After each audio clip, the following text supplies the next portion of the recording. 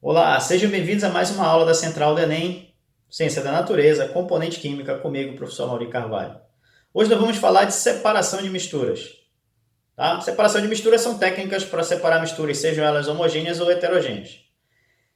Hoje, neste nosso encontro, vamos falar de misturas heterogêneas e, claro, de separação de misturas heterogêneas. As misturas heterogêneas, só para nós lembrarmos, são aquelas que possuem mais de uma fase, né? 2, 3, 4, 5 fases, como situações assim bem corriqueiras para que a gente lembre, como por exemplo água e óleo, né? Água e areia, são misturas heterogêneas em que você vai perceber, né, fases diferentes. Para separar essas misturas, eu tenho algumas técnicas, tá? Dentre elas, existem técnicas que são bem cotidianas e, por um acaso, são muito cobradas nas provas, né? Como o Enem, por exemplo. Técnicas cotidianas como, por exemplo, filtração. Né? Filtração serve para separar resíduos sólidos ou partes sólidas de líquidos. Como, por exemplo, quando se prepara um café, você coloca o pó, né, de café em água quente e aí você precisa retirar, porque não é agradável o sabor do pó de café, nem a textura dele na boca. Então, o que é que a gente faz? Passa esse café em um filtro, seja ele de papel ou de tecido, né? Enfim. Mas isso trata-se de uma filtração, que tem mais ou menos esse esquema aqui ao lado. Também podemos utilizar para misturas heterogêneas, por exemplo, o processo de decantação, né?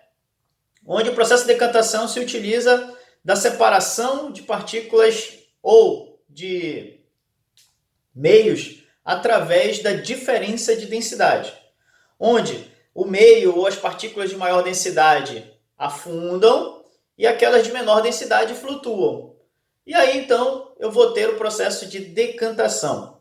Em laboratório, isso pode ocorrer em um funil de decantação, também conhecido como funil de Bromo, conforme está aqui, e é um dos processos utilizados em estação de tratamento de água. Tá? Inclusive, na estação de tratamento de água, se utiliza a filtração, né, para retirar partículas maiores, seguidos, por exemplo, de decantação, né, para aproveitar um processo chamado de floculação, onde se coloca um produto químico, tá, para floculizar, ou seja, para agregar partículas em suspensão na água, e aí então, pelo processo de gravidade, aquela de maior densidade desce, e aí então a água fica menos turva e passa para um próximo passo do processo, que é passar entre cascalho novamente, uma nova filtração, e depois ela recebe, então, um tratamento químico com flúor e cloro, né? Cloração, fluoretação, e aí vai para o consumo humano chamado de água potável. Tá? Então, só para você ter uma ideia do quão importante esses processos de separação de misturas.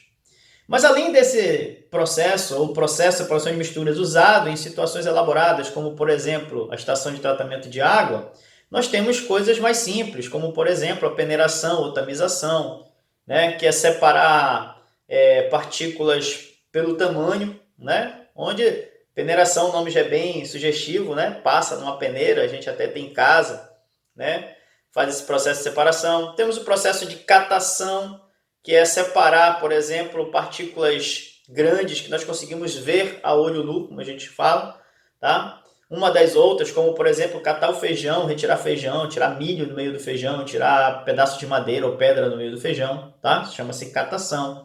Tem o processo de levigação, que é o processo de flutuação por passagem de corrente, né, de água, tá? Em que partículas mais densas do que a água vão ao fundo e pela passagem de corrente de água, né, partículas menos densas vão seguindo o fluxo da água. Tá? Essa é a levigação muito utilizada em garimpo, por exemplo.